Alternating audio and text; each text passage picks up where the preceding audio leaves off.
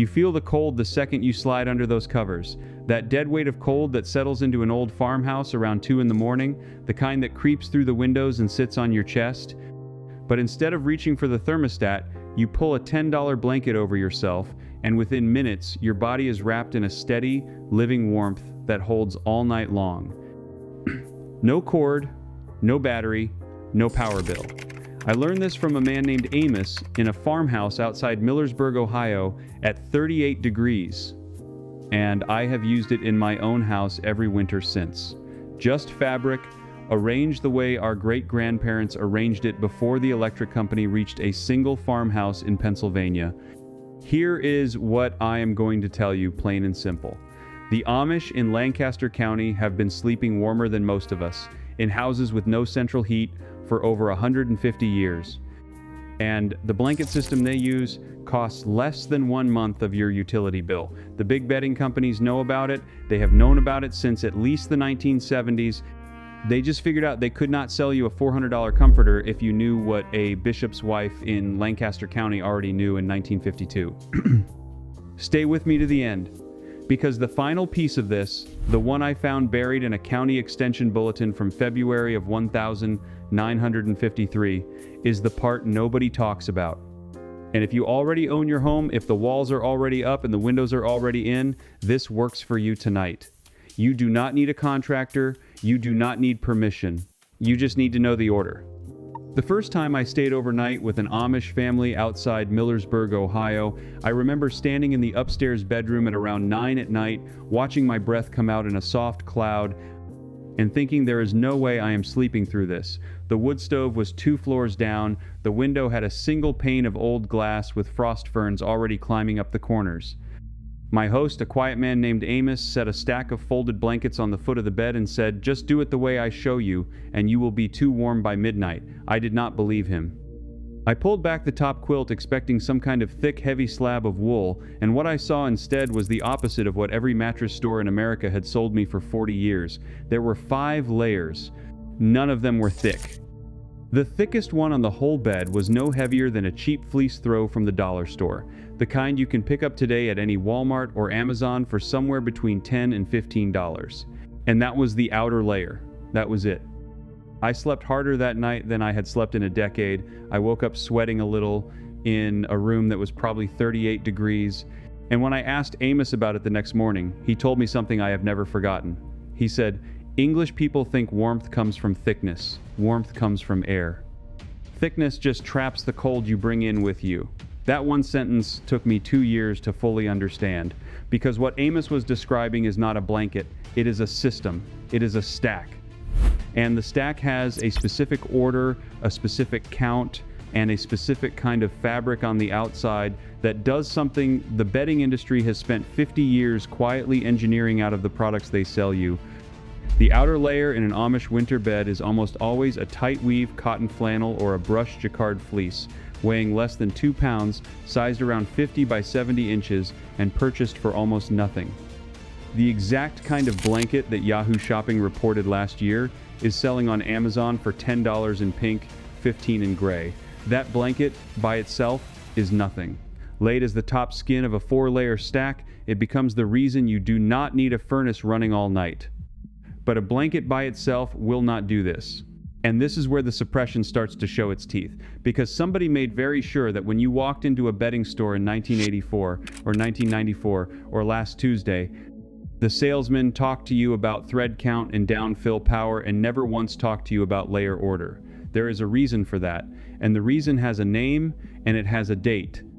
In November of 1978, the American Home Furnishings Alliance, which was then called the Southern Furniture Manufacturers Association, held a marketing conference in High Point, North Carolina, where the chief advertising theme for the coming winter was summarized in one line I have seen quoted in trade publications from that era. Sell the weight, not the system.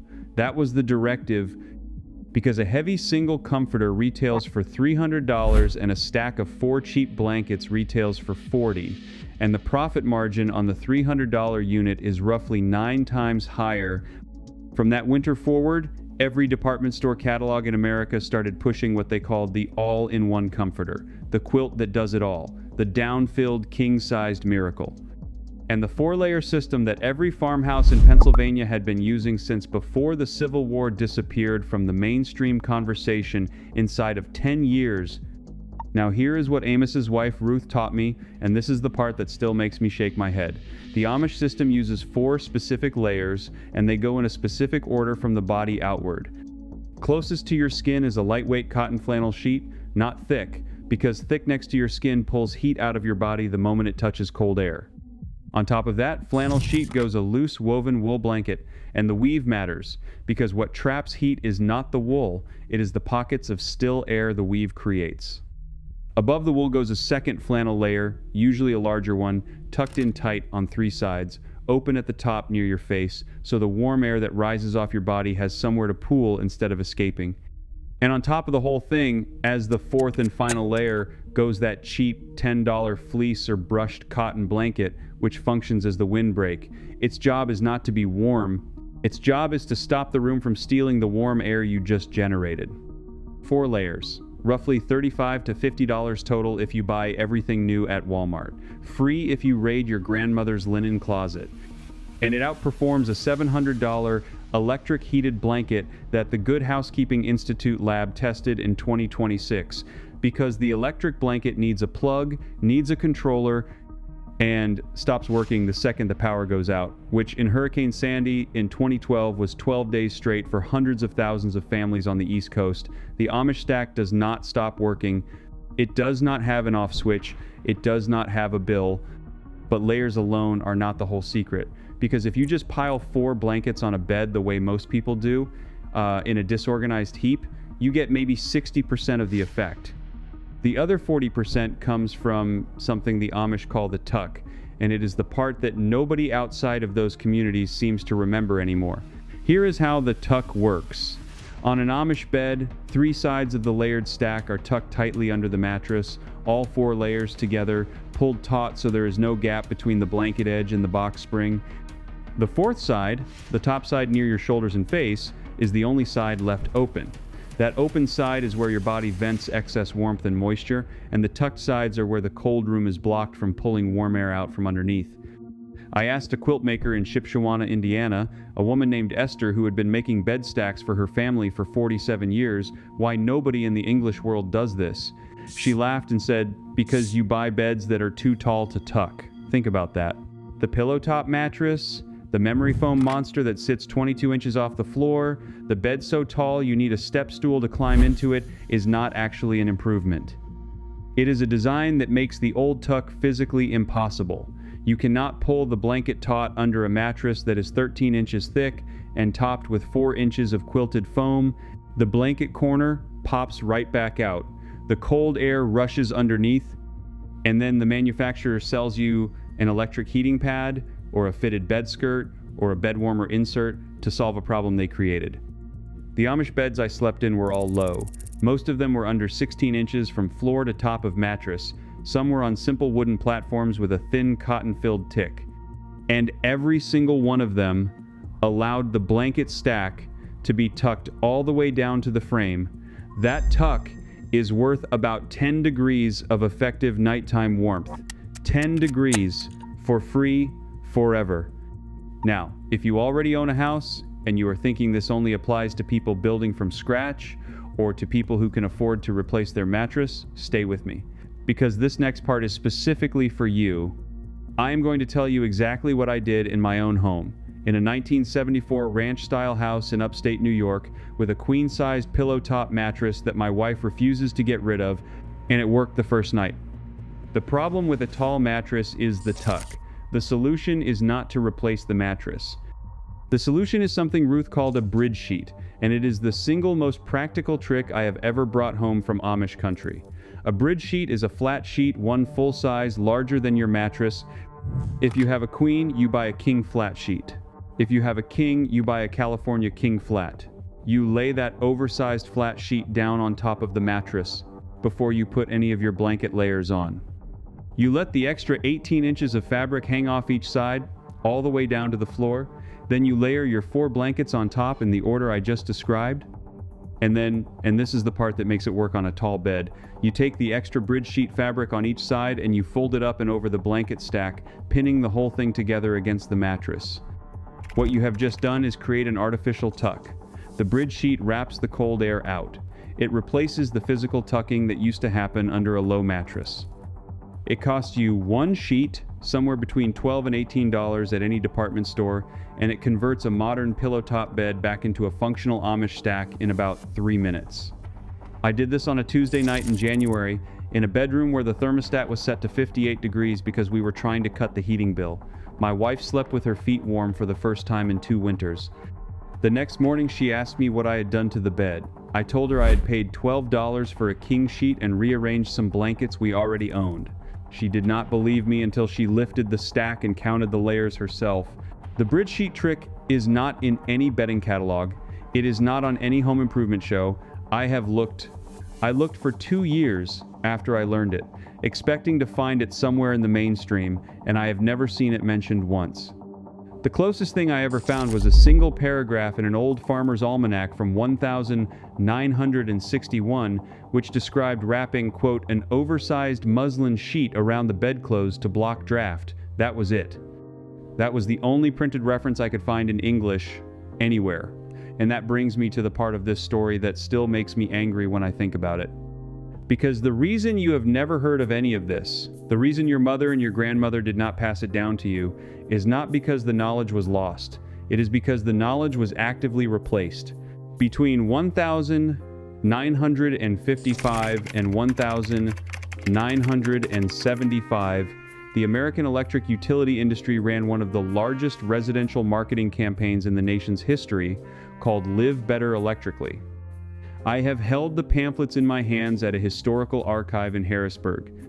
The campaign was funded by a consortium of over 300 investor-owned utilities and appliance manufacturers, and its explicit goal, written right into the 1956 program memorandum, was to increase residential electricity consumption by converting non-electric household practices to electric ones. Heating the bed was specifically named the electric blanket, which had existed since 1936 but was considered a niche product, was aggressively marketed during this period as the modern American's replacement for, and I am quoting from a 1962 advertisement in Good Housekeeping magazine, quote, grandmother's pile of old quilts. That is not a metaphor, that is the actual phrase they used. Grandmother's pile of old quilts. They spent 20 years teaching American homeowners to feel embarrassed about the exact system that the Amish never stopped using. And they replaced it with a product that requires a continuous draw of electricity, breaks down every 3 to 5 years, and costs between $80 and $300 to replace. But here's the part that nobody wants you to think about. The average American household now spends roughly $1,400 a year on home heating. A significant portion of that, according to Department of Energy estimates, is used to keep bedrooms warm between the hours of 10 at night and 6 in the morning, when nobody is in the rest of the house. If you drop your bedroom thermostat to 55 degrees and use the 4-layer Amish stack, you will save, on average, between $200 and $400 per winter. On a $10 blanket and a $12 bridge sheet, that is a return on investment of roughly 1,800% in the first year alone. And the blankets last 50 years if you treat them right. I have slept under quilts in Ohio that were stitched in 1919 and still holding heat like the day they came off the frame. Before I give you that final piece, one quick thing. Everything I have been digging out of these old bulletins and these old farmhouses, the stack, the cooling, the dehumidifier method, the brown bottle that replaced half your medicine cabinet, I have put it all in one place, room by room, season by season, in the order the families in Lancaster County actually use it. It is called the Amish Home System. Link is in the description. But stay right here, because the 1953 bulletin is where this gets good. Now I am going to give you the final piece, the one I promised you in the beginning, the piece I found in a county extension bulletin dated February of 1953.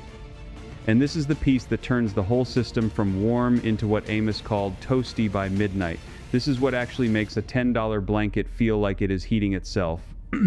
The bulletin was published by the Lancaster County Agricultural Extension Office in February of 1953, written by an extension agent named Hiram Stoltzfus, who was himself from a Mennonite family and had spent his career documenting rural heating and bedding practices in south-central Pennsylvania. The bulletin was titled, in very plain language, Practical Bedding for the Farm Home in Winter. It is 9 pages long. I have a photocopy of it on my desk as I record this. And on page 6, there is one sentence that describes a technique Stoltzfus observed in 90% of the Amish farmhouses he surveyed and which appears in no other published source I have ever found.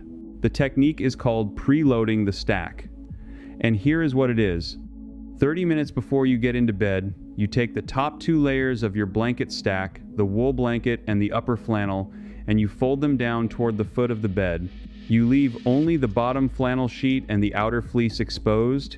Then you take a single heated object, and the Amish traditionally used what they called a warming brick, which was literally just a kiln-fired clay brick that had been sitting on top of or next to a wood stove for the evening, wrapped in a piece of flannel, and you place that wrapped brick in the middle of the bed between the bottom sheet and the folded down layers. The warming brick gives off heat slowly for about 3 to 4 hours. But that is not the part that matters. The part that matters is what happens to the air inside the stack. While the brick is sitting there, the space between the layers fills with warm, dry air, and the wool fibers in the second layer absorb that warmth into their structure. Wool is hygroscopic, which means it holds heat in its fiber matrix long after the heat source is removed. By the time you climb into bed 30 minutes later, you pull the folded layers back up over yourself, remove the brick, and the stack is already holding approximately 110 degrees of internal air temperature. Your body slides into what is essentially a preheated envelope. The wool continues releasing stored warmth for another 2 to 3 hours. By the time that runs out, your own body heat has taken over, and the 4-layer system is sealing it in. You do not need a clay brick.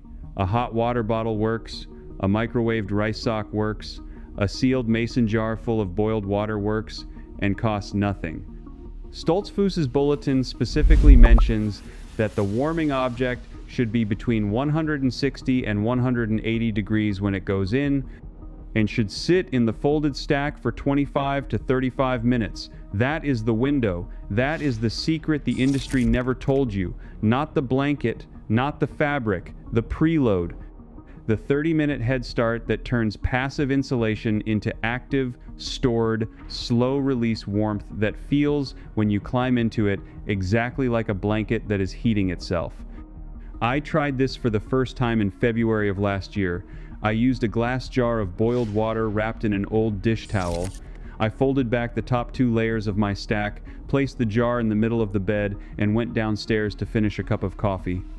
When I came back up 30 minutes later and slid under the covers, my wife, who was already in bed, looked at me like I had installed a furnace. She said, "What is happening in this bed?" I told her it was the 1953 Lancaster County Bulletin. She told me to shut up and go to sleep, but she has asked me to preload the bed every night since. You were not taught this because somebody made a lot of money making sure you were not taught this. A $10 blanket, a $12 sheet, a 30-cent jar of hot water, and a 150-year-old order of operations, and you will never be cold in your own bed again. If you are the kind of person who believes that the things that actually work have been quietly pushed aside to sell you something that does not, you already know what to do with what I just gave you. I want to hear from you in the comments. Tell me this. Are you going to try the bridge sheet on your own bed this week? Or are you going to go find the oversized sheet first and do the full preload with the hot jar the way Hiram Stoltzfus wrote it down in 1953? I read every single comment on this channel, and I want to know which part of this you are going to try first. Tell me in one sentence. Do not overthink it. Just tell me. Before I let you go tonight, I want to give you a few more pieces of this because I have been getting messages from people who tried the bridge sheet method and ran into the same 3 small problems, and I want you to not run into them. The first problem is the jar. People are using jars that are too small. Hiram Stoltzfus specified a 1-quart canning jar, and he specified it for a reason.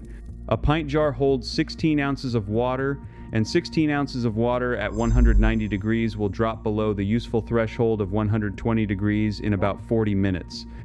A quart jar holds 32 ounces, and 32 ounces at the same starting temperature will hold above 120 degrees for almost 2 hours. That is the difference between falling asleep warm and waking up at 1 in the morning with cold feet wondering what went wrong. Use the quart jar. If all you have is a pint jar, use 2 of them, one at the foot and one at the small of the back, and you will get close to the same result. The second problem is the wool. People are writing in saying they used a fleece blanket or a microfiber throw instead of wool, and it did not work the same way.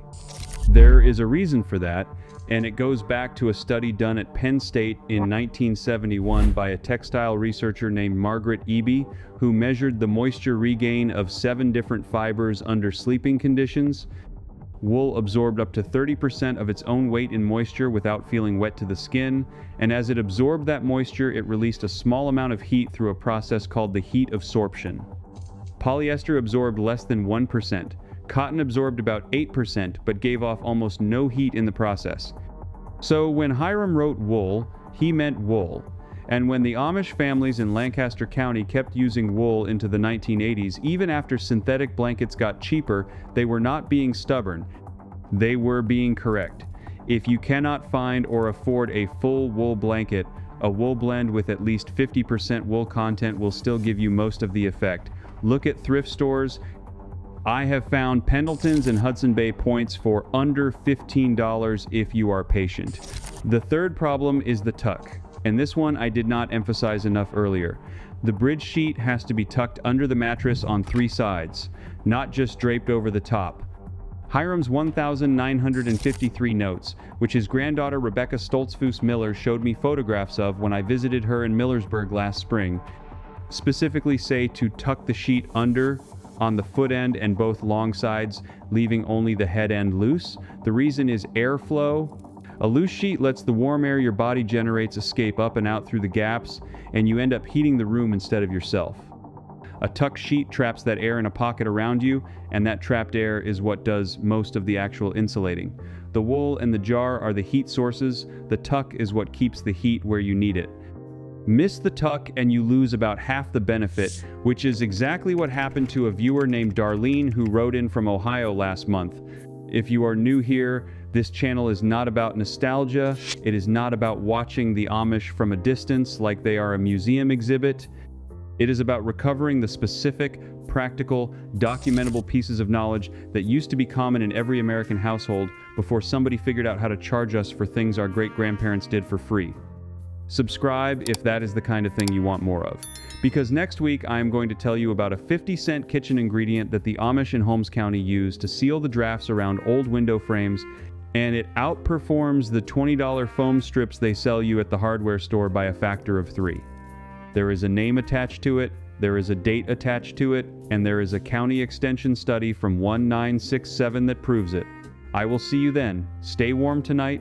And remember, the knowledge was never lost. It was just moved somewhere you were not looking.